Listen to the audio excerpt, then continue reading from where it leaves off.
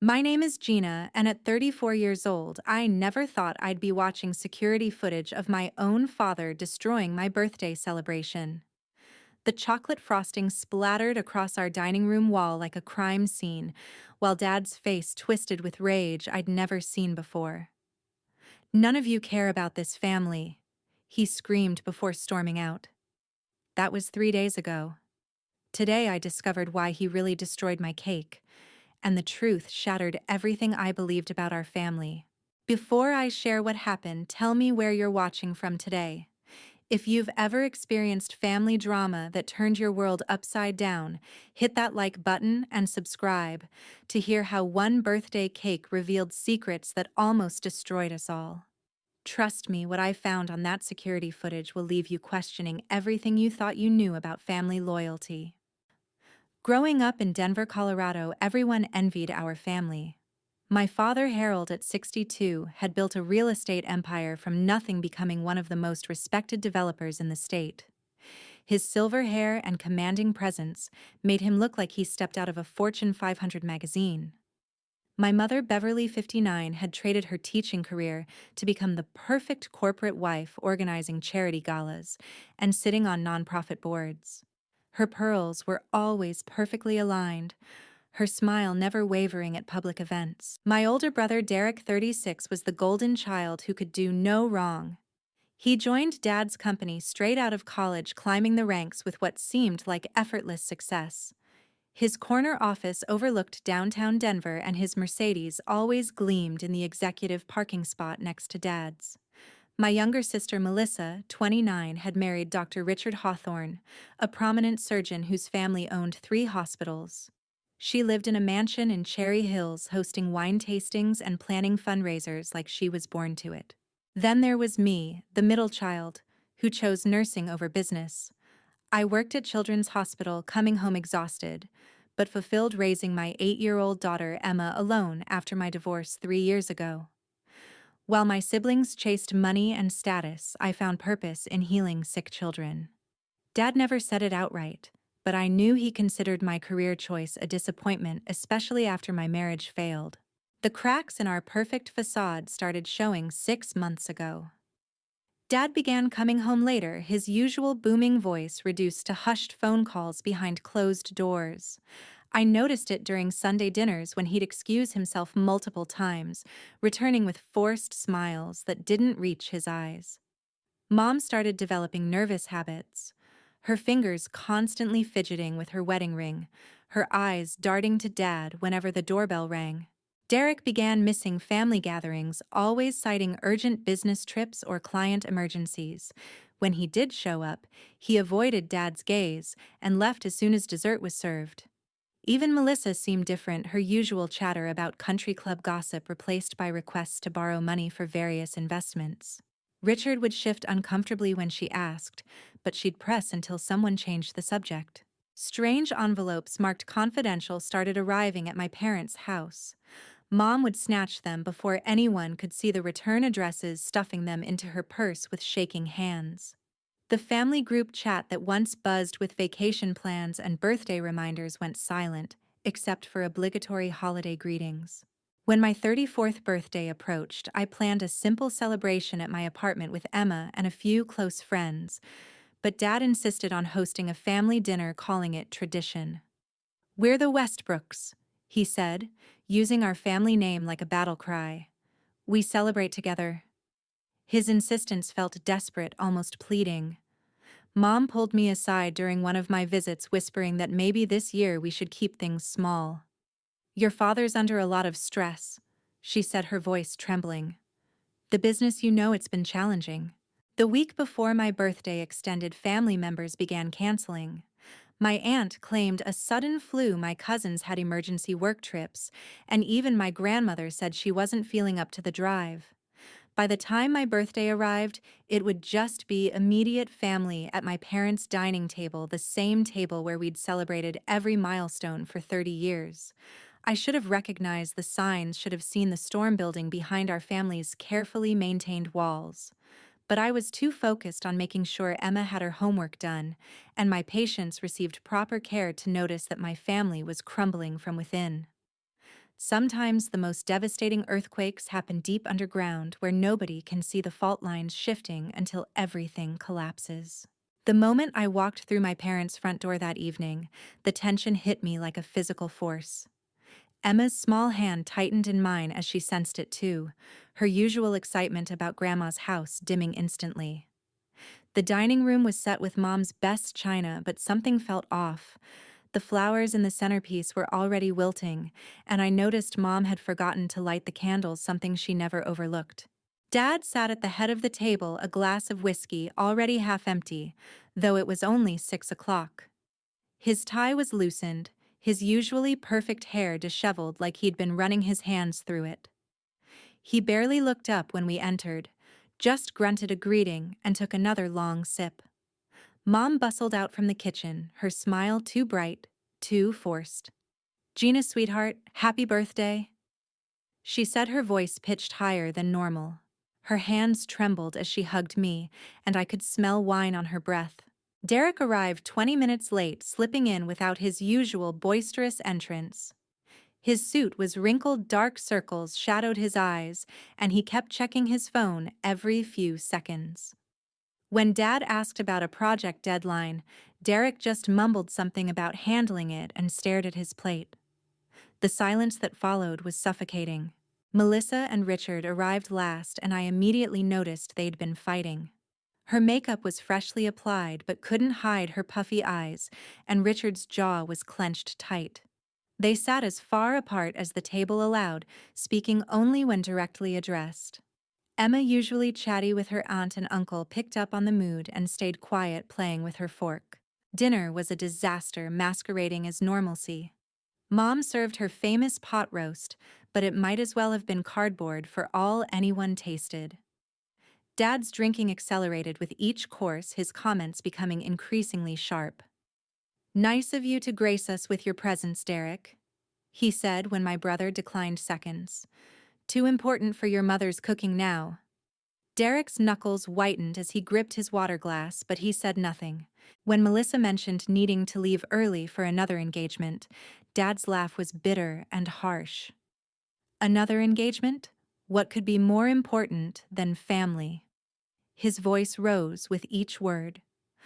"Or maybe you're like everyone else here, just using this family when it's convenient." Richard started to defend his wife, but Dad cut him off with a glare that could have melted steel. Mom tried desperately to salvage the evening. "Harold, please, it's Gina's birthday," she pleaded, but Dad was beyond reason. The alcohol had unleashed something that had been building for months. "Gina's birthday," he repeated mockingly. "The one child who actually shows up, and why? Out of obligation, pity." I felt my cheeks burn, but before I could respond, Emma's small voice piped up. "Grandpa, why are you so mad? Did we do something wrong?" The innocence of her question seemed to push Dad over the edge. He slammed his glass down so hard it cracked. "Did you do something wrong?" "No, sweetheart, you're the only pure thing at this table. The rest of them—" He gestured wildly around the room. "Vultures, every last one of them, taking and taking until there's nothing left." Mom started crying quietly, and Derek pushed back from the table. "I don't have to listen to this," he muttered, but Dad wasn't finished.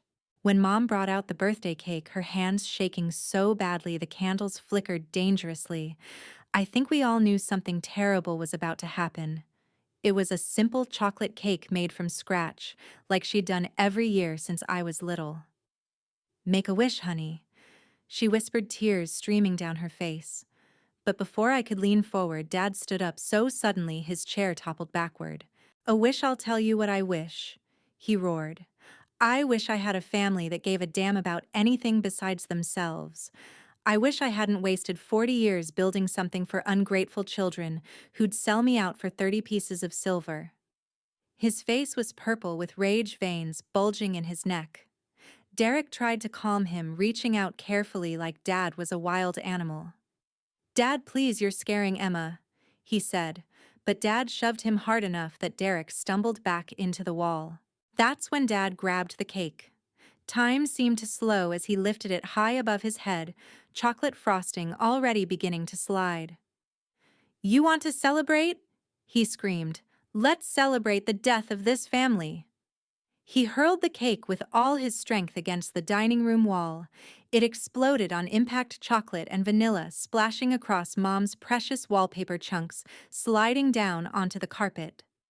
Emma shrieked and buried her face in my chest as I shielded her from the flying debris. Melissa was sobbing hysterically while Richard tried to pull her toward the door. Mom stood frozen, her mouth open in a silent scream. None of you care about this family, Dad bellowed one final time before storming out, grabbing his keys from the hall table. We heard his car roar to life and tear out of the driveway, leaving us in stunned silence among the wreckage of what should have been a simple birthday dinner. 3 days passed in a surreal haze. Dad hadn't come home, and Mom insisted he was away on business, though we all knew she was lying. Her voicemail greeting was carefully neutral, but I could hear the strain underneath. Derek wouldn't answer my calls, sending straight to voicemail every time. Melissa responded to my texts with vague apologies and promises to talk soon, but never followed through. I took emergency leave from work, telling my supervisor I had a family crisis, which was the understatement of the century. Emma stayed with her best friend's family, and I was grateful to shield her from the aftermath. On the 3rd day, I couldn't stand the silence anymore. I drove to my parents' house, finding Mom's car in the driveway, but no answer when I rang the bell. Using my spare key, I let myself in and found the dining room still bearing chocolate stains on the wall. Nobody had even attempted to clean it. Mom! I called out, my voice echoing in the too quiet house. I found her in the master bedroom, passed out on the bed, with an empty bottle of anxiety medication on the nightstand. My heart racing, I checked her pulse and breathing, relieved to find them steady. She'd taken enough to knock herself out, but not enough to cause real harm. While she slept, I went to Dad's home office to look for his blood pressure medication, worried about him wherever he was. His office had always been off limits, a sacred space where he built his empire. But desperate times called for desperate measures. The room smelled like leather and his expensive cologne, every surface meticulously organized, except for his desk, which was covered in papers.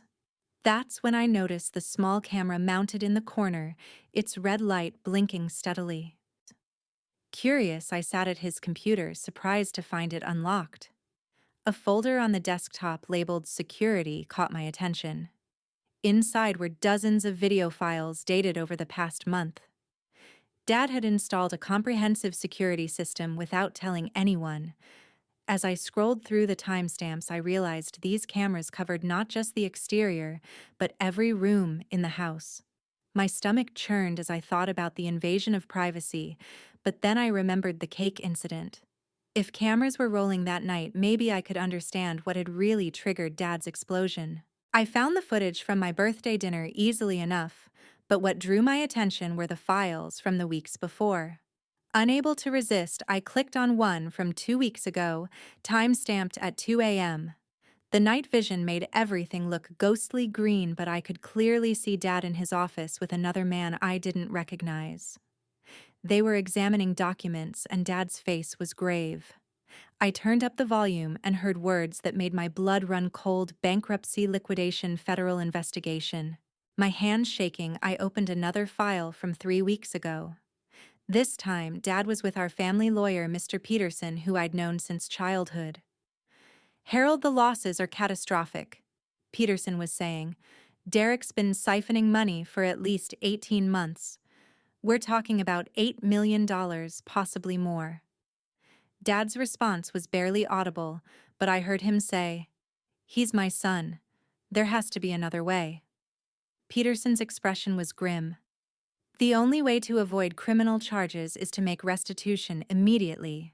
Everything you have might not be enough.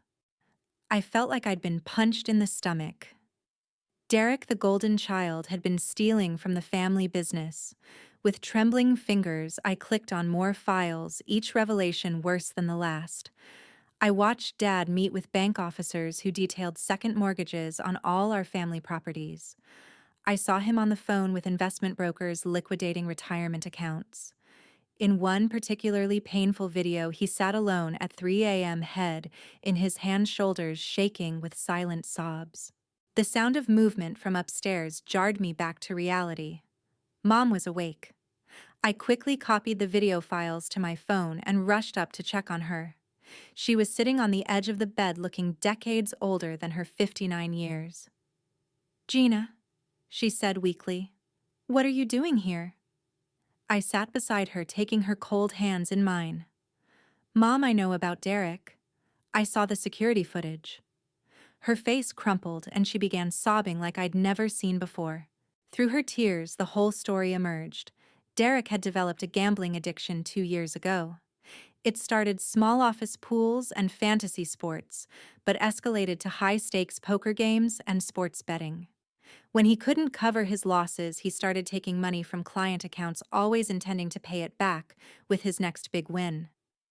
But the wins never came, only deeper holes. "Your father found out 6 months ago during a routine audit," Mom whispered. Derek broke down, promised to get help. Harold couldn't bear to press charges against his own son, so he started covering it up, moving money around, taking out loans. He mortgaged everything, Gina. The house, the vacation property, his life insurance policies. Everything. She revealed that the business was under federal investigation for irregularities in their books. Dad had hired forensic accountants to try to untangle Derek's mess, but it was like trying to stop a dam burst with Band-Aids. "The birthday dinner was supposed to be a last family gathering," Mom admitted. "Before everything became public, before we lost everything. Your father's been carrying this alone, trying to save Derek and preserve the family name. But the stress, the drinking—" She trailed off, fresh tears falling. I held my mother as she wept, my mind reeling from the revelations. The perfect family facade hadn't just cracked, it had shattered completely. And somewhere out there, my father was dealing with the crushing weight of trying to save a son who had betrayed everything he'd built. No wonder he'd exploded at dinner. In his eyes, we were all sitting there oblivious while he bled himself dry trying to protect us. The chocolate cake on the wall wasn't just about my birthday. It was about the destruction of everything he'd worked 40 years to create. I couldn't sleep that night, my mind racing with questions. If Derek's gambling was the only problem, why had Dad accused everyone of betrayal? What role did Melissa play in this, armed with the security footage and a determination to uncover the truth? I returned to my parents' house early the next morning. Mom was still in bed, sedated and exhausted, so I had free rein to investigate. Dad's office became my war room as I methodically went through every document I could find.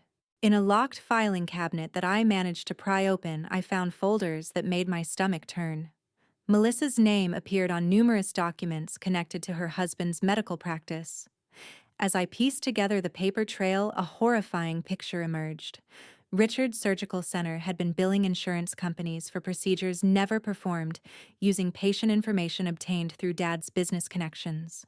The amounts were staggering, running into millions of dollars in fraudulent claims over 3 years. But worse than the fraud itself was Melissa's involvement. She hadn't just known about it. She'd been instrumental in recruiting patients through her charity connections, promising them free consultations that were never intended to happen. Their information was simply harvested for insurance scams. When the FBI started investigating Richard's practice, Melissa had panicked and run to Dad for help. Like with Derek, he'd tried to protect his child using his business infrastructure to hide evidence and create false paper trails. I found a recording device in Dad's desk and played back a conversation from 2 weeks ago. Melissa's voice was clear but cold. "If you don't help us, Daddy, I'll make sure everyone knows about Derek's theft. How do you think your precious reputation will survive that scandal on top of Richard's problems? We're all in this together now." Dad's response was broken.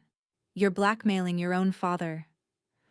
Her laugh was nothing like the sweet sister I thought I knew. "I'm surviving, Daddy, just like you taught us." My hands shook as I dialed Derek's number repeatedly until he finally answered. "Gina, I can't talk right now," he said, his voice hollow. "You're going to talk to me or I'm calling the FBI myself," I threatened. I know everything, Derek. The gambling, the theft, all of it. Where are you? There was a long pause before he gave me the address of a rundown motel on the outskirts of Denver. I found him in a dingy room that smelled of despair and cheap whiskey. My golden boy brother looked like he'd aged 10 years in 3 days. His designer suit was wrinkled and stained his face gaunt with stubble. "You want to judge me too?" he asked bitterly. "Get in line behind Dad." But when I told him I'd come to understand, not judge, he broke down completely. The gambling had started innocently enough during a Vegas bachelor party. The rush of winning $5,000 on blackjack had triggered something in him. "It was better than any drug," he confessed. "For those moments at the table, I felt alive, powerful, like I was finally stepping out of Dad's shadow." But the wins turned to losses. Small bets became desperate attempts to break even. He'd maxed out credit cards borrowed from loan sharks, and when they threatened to break his legs, he'd taken that first small amount from a client account. I kept thinking I could win it back before anyone noticed. Derek said, his voice raw. But every bet just dug me deeper. The people I owed Gina, they're not the kind who accept payment plans. They showed up at my house, knew where my girlfriend worked. They said they'd hurt her if I didn't pay. He revealed that the $8 million Dad knew about was just the tip of the iceberg. The real amount was closer to $12 million, with interest accumulating daily from the criminal lenders he'd turned to in desperation. Before I could process this new information, my phone buzzed with a text from an unknown number. "Your sister is ready to talk. Cherry Hills Country Club, 1 hour." I showed Derek the message and his face went pale. "Be careful, Gina. Melissa's not the little princess anymore. She's changed, become someone I don't recognize. She and Richard are planning something big."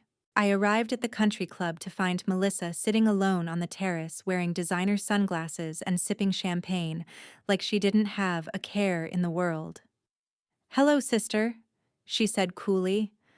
"I heard you've been playing detective." When I confronted her with what I'd learned, she didn't even try to deny it. "You always were too noble for your own good, Gina." She laughed. "While you were playing Florence Nightingale, the rest of us were learning how the real world works." She laid out the whole scheme with chilling clarity. Richard's family had been running insurance scams for years, but they needed legitimate businesses to launder the money. Dad's real estate empire was perfect for creating fake vendors and inflated contracts. "Daddy didn't know at first," Melissa admitted. "But when he found out, what could he do? Turn in his own daughter. Besides, we were solving his Derek problem. The money we generated helped cover those gambling debts." When I asked how she could betray our father like this, her mask finally slipped. "Betray him? He betrayed us first by raising us to believe money was everything, then acting shocked when we did whatever it took to get it." The final blow came when she revealed her ultimate plan. "The FBI already has a deal on the table. Richard and I testify against the family business, we get immunity and witness protection. New identities, new life, probably in Europe. The practice is already gone seized last week. Did you wonder why Richard wasn't at the birthday dinner initially? He was meeting with federal prosecutors." She stood to leave, then turned back with a cruel smile. "That's why Daddy lost it at your birthday, Gina. He'd just learned his youngest daughter sold him out to save herself." The cake throwing. That was nothing compared to what's coming. In 2 weeks, federal agents will arrest him and Derek. Mom will lose everything, and you, well, you'll still have your noble nursing job, won't you?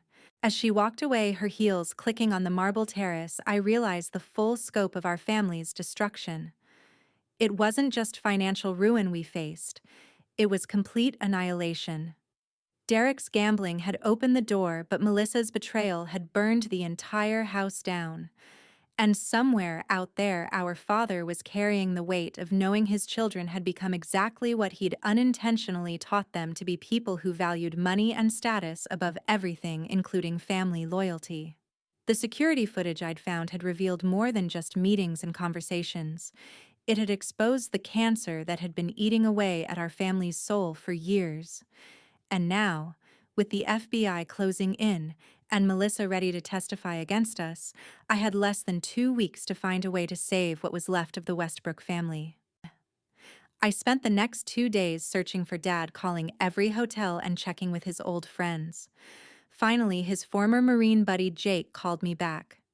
"He's at the cabin, Gina. Been there since the birthday incident. He's in bad shape." The hunting cabin was 3 hours north, a place where Dad used to take Derek fishing before everything went wrong. I left immediately, driving through a spring storm that matched my inner turmoil. I found Dad sitting on the porch, despite the rain, a half-empty bottle of bourbon beside him. He looked up when I approached, his eyes red-rimmed and hollow. "Come to judge me too?" he asked, his voice hoarse. "Come to understand?" I replied, sitting beside him on the damp wooden bench. For the first time in my life, I saw my father cry, really cry, shoulders shaking as 40 years of built-up pressure finally found release. "I failed them," he sobbed. "I thought if I gave them everything, they'd be happy. Private schools, cars, at 16 connections to guarantee their success. But all I did was create monsters who learn to take without giving, to want without working." He revealed details I hadn't found in the documents. The business wasn't just bankrupt, it was built on increasingly shaky ethical ground. I cut corners to grow faster, made deals I shouldn't have. I told myself it was for the family, but maybe Melissa's right. Maybe I taught them that winning was everything, no matter the cost. As we talked through the night, Dad shared the full scope of the betrayals. It wasn't just Derek and Melissa. Even Beverly, his wife of 38 years, had her secrets. "Did you know your mother had an affair?" he asked quietly. 20 years ago, with my business partner Thomas. Derek might not even be my biological son. The test results were in his office safe, unopened for 2 decades. I couldn't bring myself to know. He was my boy, biology be damned, but when he started stealing, part of me wondered if bad blood will out. By morning, I'd convinced Dad to come back with me. "We're going to fight this," I told him, "but we need to be smart about it." My ex-husband Daniel, despite our differences, had remained a friend. More importantly, he was now a successful attorney with connections in federal law enforcement. When I called him, he didn't hesitate. "Emma's family is my family," he said simply. "Let me make some calls." What Daniel discovered gave us our first ray of hope. The FBI agent leading the case against us had a history with Richard's family. Agent Morrison had been trying to nail them for years but could never make charges stick. "He's using your family as bait," Daniel explained during a strategy meeting at my apartment. "Melissa and Richard think they're getting immunity, but Morrison's real target is Richard's father and uncle. Your family is just collateral damage." We assembled an unlikely team. Daniel brought in a forensic accountant named Sarah Chen, whose husband taught with Emma's teacher. Sarah spent 3 days going through Dad's books and found something extraordinary. While Derek had indeed stolen money, someone had been inflating the amounts in the doctored records.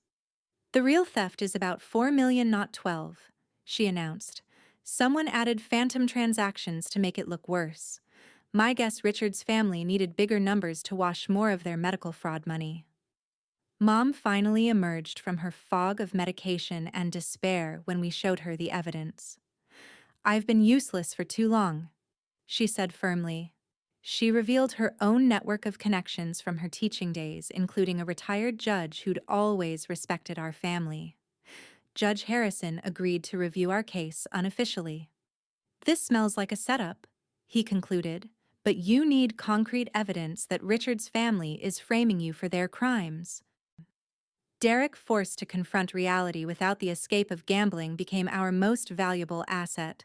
In recovery, his mind cleared and his business acumen returned. "I know where Richard keeps his real books," he said during a family meeting. He bragged about it once when he was drunk.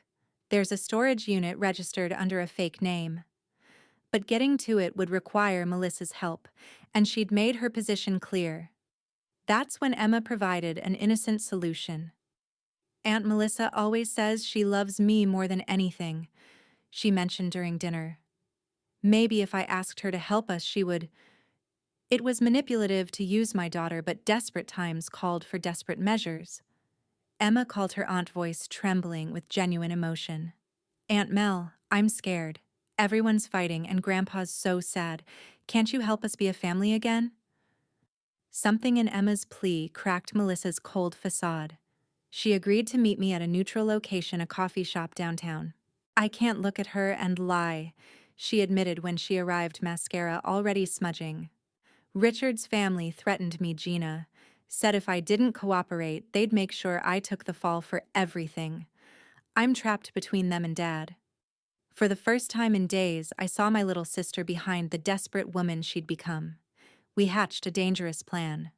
Melissa would continue playing along with Richard and the FBI while secretly recording conversations. Daniel provided her with state-of-the-art recording equipment disguised as jewelry. Get them to admit the frame job, he instructed. We need them on tape discussing how they inflated Derek's theft and used Dad's business. It was risky, but Melissa was motivated by a combination of guilt and the realization that Richard's family would sacrifice her the moment it became convenient. Over the next week, our ragtag alliance worked around the clock. Sarah Chen discovered a pattern of deposits that preceded Derek's thefts, suggesting someone knew exactly when to plant money to make the stolen amounts appear larger. Mom used her charity connections to research Richard's family, uncovering a web of medical facilities across 3 states, all running similar insurance schemes. Derek, staying sober through sheer determination, reconstructed the real timeline of his gambling debts, proving that the worst allegations were fabricated. Dad, energized by having a purpose again, contacted old military buddies who'd become private investigators. They began surveillance on Richard's family, documenting meetings with known criminals and photographing exchanges of cash that had nothing to do with our family business. They've been using you as a front for years, one investigator reported. Your legitimate business was the perfect cover for their illegal operations. As we gathered evidence, a clearer picture emerged. The Hawthorne family had targeted us deliberately. Richard hadn't fallen in love with Melissa. He'd been assigned to marry into our family to gain access to Dad's business infrastructure. The medical fraud was just one tentacle of a larger criminal enterprise involving drug distribution, money laundering, and tax evasion spanning decades. We weren't just fighting for our family's survival. We'd stumbled into exposing one of the largest organized crime operations in Colorado. But time was running out. The FBI raids were scheduled for the following Monday, just 5 days away. Melissa's recordings had captured damning conversations, but we needed the physical evidence from Richard's storage unit to prove the frame-up. As our alliance planned what amounted to a legal break-in, I realized something profound had happened. The crisis that had shattered our family was also forcing us to work together for the first time in years. Dad was listening to our ideas instead of dictating. Mom was contributing instead of hiding behind pills and wine. Derek was facing his demons without running to a poker table. And Melissa was choosing family over the easy escape Richard offered. Even Emma, in her innocent way, was part of our team, reminding us through her simple presence why we were fighting.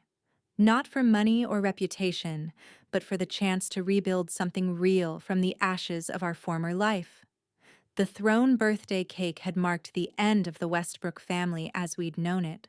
But maybe it also marked the beginning of something better, if we could survive the next 5 days. Monday arrived with deadly precision.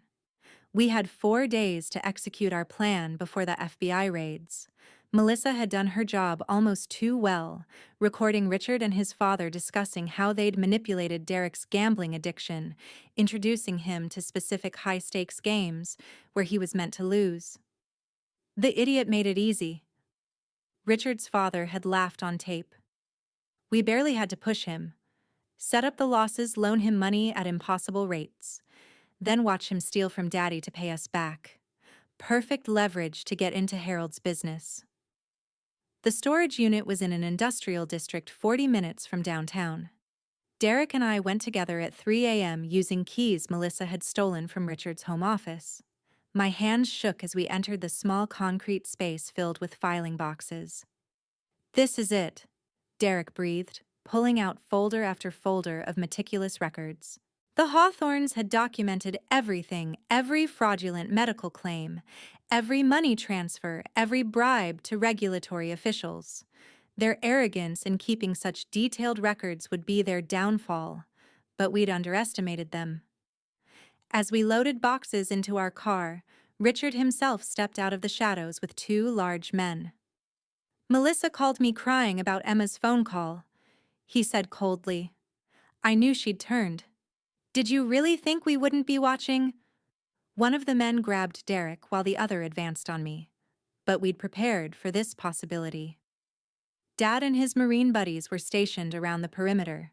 At my shouted signal, they emerged from their hiding spots, significantly outnumbering Richard's thugs. "You're going to give us those files and walk away," Richard demanded. But Dad stepped forward, looking more like his old commanding self than he had in months. "No, son, you're going to walk away. Those men beside you, they should check their phones." The thugs pulled out their cells to find messages from their real boss, Richard's father, ordering them to stand down. What Richard didn't know was that Agent Morrison had flipped his father 2 hours ago, offering him a deal to testify against his own son. The next 3 days blurred together in a frenzy of legal maneuvering. Daniel worked 18-hour shifts preparing our case while Sarah Chen created a forensic timeline, proving our family's innocence. The evidence from the storage unit was damning beyond belief. Not only had the Hawthorns framed us, but they'd also implicated 3 judges, 2 state senators, and a dozen other prominent families in their schemes. We decided to take control of the narrative. Instead of waiting for the FBI raids, we scheduled our own press conference for Thursday afternoon. But first, we had one more family gathering to plan. "Let's have that birthday dinner again," Mom suggested. "But this time we'll invite everyone who needs to hear the truth." It was audacious, but we'd moved past playing it safe. The dinner was scheduled for Wednesday night at our home. We invited Agent Morrison and his team, telling them we had additional evidence to share. Richard came with Melissa, still believing she was on his side. Even his father attended, wearing a wire for the FBI, but playing the part of the supportive patriarch.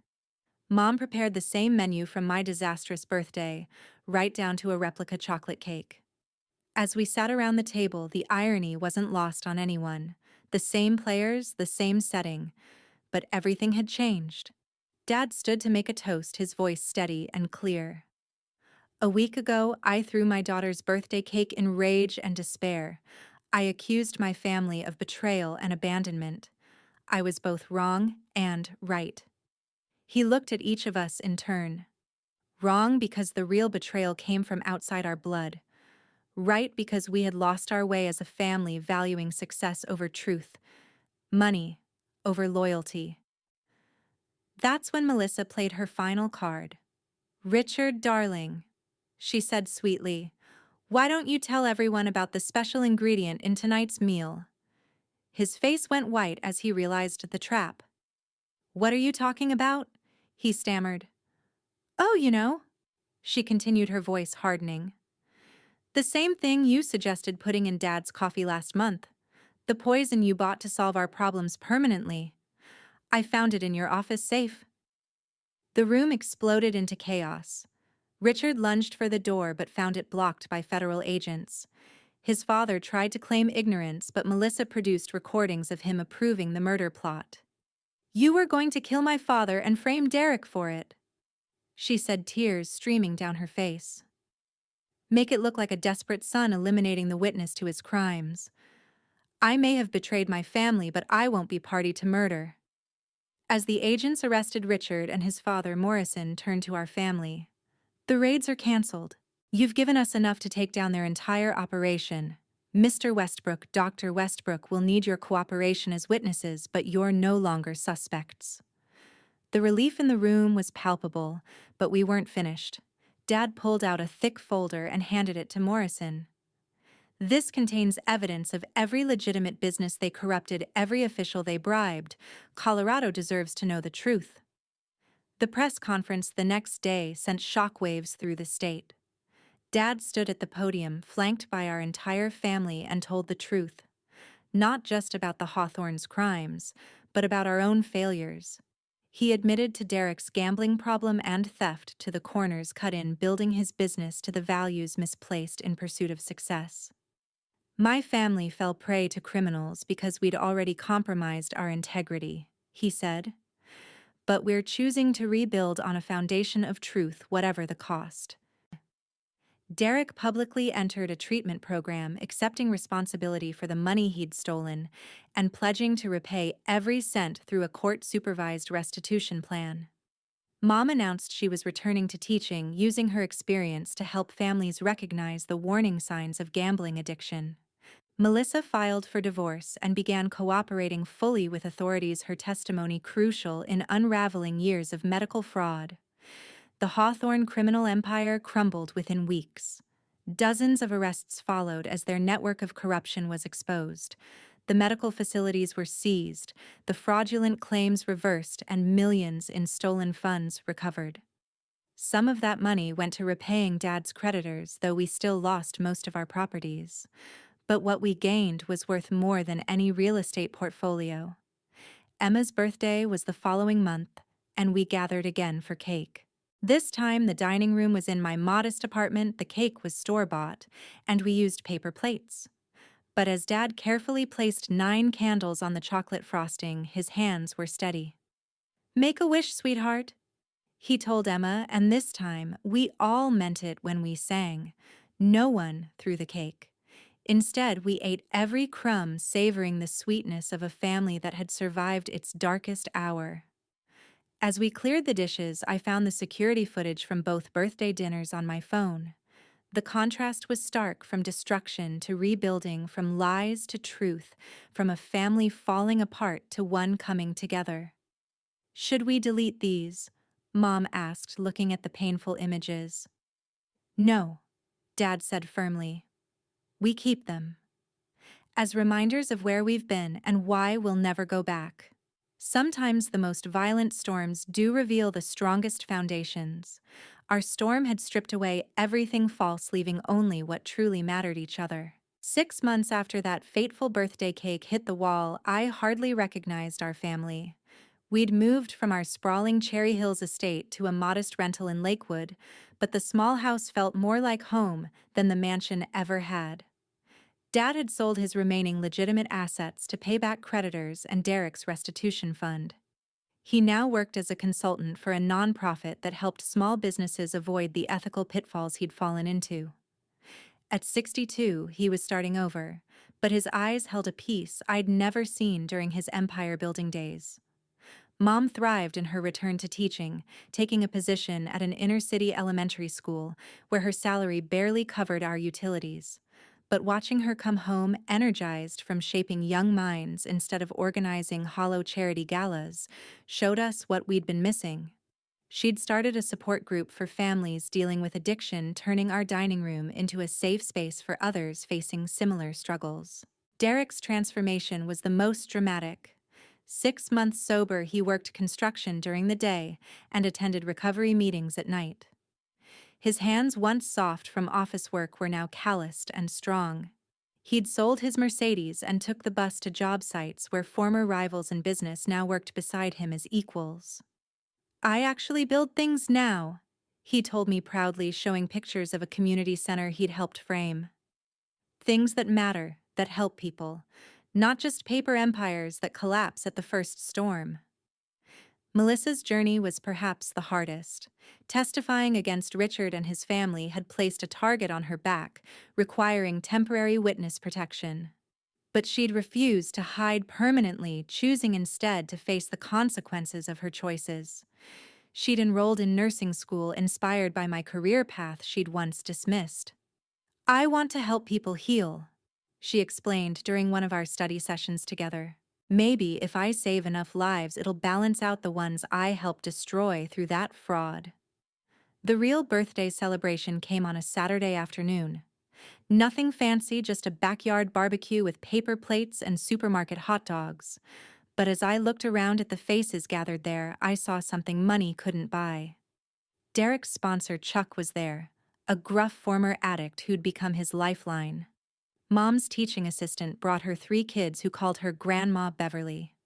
Dad's new business partner, a young entrepreneur he was mentoring, helped flip burgers while discussing ethical business practices.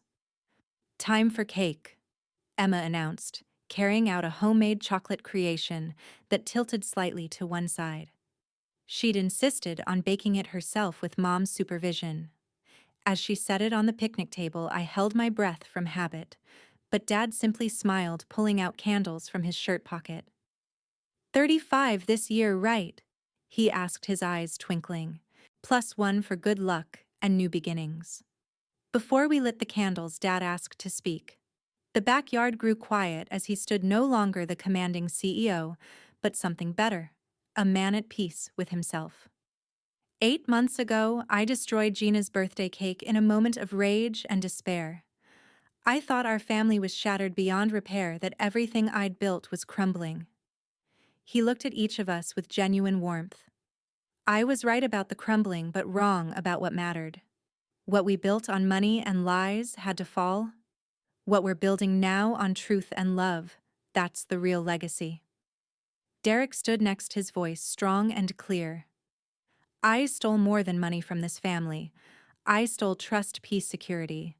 My addiction didn't just risk our business, it risked our bonds. But you all stood by me when I deserved abandonment. Every day sober is a gift I'll earn through honest work and genuine amends.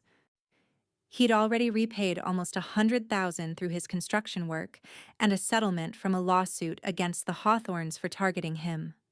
Melissa spoke through tears. I betrayed everyone at this table for a man who saw me as a tool for a lifestyle built on others' pain. But when I finally told the truth, you welcomed me back. That grace saved my life, literally. Richard's family would have eliminated me once I outlived my usefulness. She was scheduled to testify in 3 more trials, her evidence crucial in dismantling healthcare fraud rings across the Southwest. Mom kept her words simple. I hid behind pills and wine instead of facing our problems. I knew about the affairs, the debts, the lies, but I chose comfortable blindness over difficult truth. Never again. This family deserves a matriarch who leads with strength, not sedation. She'd been sober for 5 months, attending meetings with Derek and sponsoring other women from privileged backgrounds who'd lost themselves in similar ways. When my turn came, I thought about the security footage still saved on my phone. Those videos had revealed our darkest moments but also sparked our redemption. I used to think being the family disappointment because I chose nursing over business was my burden. Now I realize it was my salvation. It kept me grounded in what matters, helping others, honest work, real connections. When our family facade crumbled, those values became our foundation for rebuilding. Emma, wise beyond her 9 years, offered the final toast with her juice box. Last year was scary when Grandpa threw the cake, but now we're all together for real, not just pretending, and nobody's mad anymore. That's better than any birthday wish. From the mouths of babes came the deepest truths. We weren't just together. We were authentically present for the first time in decades. As I blew out my candles, I didn't wish for money or success or the restoration of our former life. I wished for the strength to keep choosing truth over comfort, family over facade, redemption over reputation. The chocolate cake tasted sweeter for being homemade and eaten in humble circumstances. No one photographed it for social media or commented on the presentation. We simply enjoyed it together, frosting on our fingers and joy in our hearts. Later, as we cleaned up, Dad pulled me aside. I need to thank you, Gina. When you found that security footage, you could have walked away, protected yourself and Emma from our mess. Instead, you fought for us. I hugged him tightly, feeling his solid presence instead of the hollow authority figure he'd been. Family fights for each other, Dad. The real kind of family we are now. The security system that had captured our family's destruction now recorded different scenes. Sunday dinners where everyone actually talked instead of checking phones. Study sessions where Melissa and I quizzed each other on anatomy. Derek teaching Emma woodworking in the garage. Mom and Dad dancing in the kitchen to their wedding song, no longer performing happiness, but genuinely feeling it. These weren't moments crafted for appearance, but authentic life being lived. 6 months ago, a thrown birthday cake had symbolized everything wrong with the Westbrook family: explosive anger, hidden betrayals, crumbling facades, and love corrupted by greed. Today, a simple cake shared in a humble backyard represented everything right with our reborn family: honest joy, mutual support, hard-earned trust, and love purified by truth. The security footage I'd found hadn't just revealed our secrets, it had forced us to confront who we'd become and choose who we wanted to be. As the sun set on this new birthday celebration, I watched my family help neighbors carry tables inside, laugh at Emma's jokes, and plan next week's support group meeting. We'd lost millions of dollars, prestigious addresses, and social status. We'd gained something infinitely more valuable: authentic connection, genuine purpose, and the unshakable bond of a family that had faced its worst and chosen to become its best. The Westbrook Empire had fallen, but the Westbrook family had finally truly been born. What would you do if your family's darkest secrets were suddenly exposed? If everything you'd built on lies came crashing down? Would you run, hide, blame others? Or would you stand together, face the truth, and rebuild on a foundation of honesty? Share your thoughts in the comments below. If this story touched your heart or reminded you that redemption is always possible, please hit that like button and subscribe for more stories of families who found light in their darkest moments. Share this with someone who needs to hear that it's never too late to choose truth over comfort, family over facade. Thank you for joining our journey from destruction to redemption, and remember, sometimes the most painful moments become the catalysts for our greatest transformations.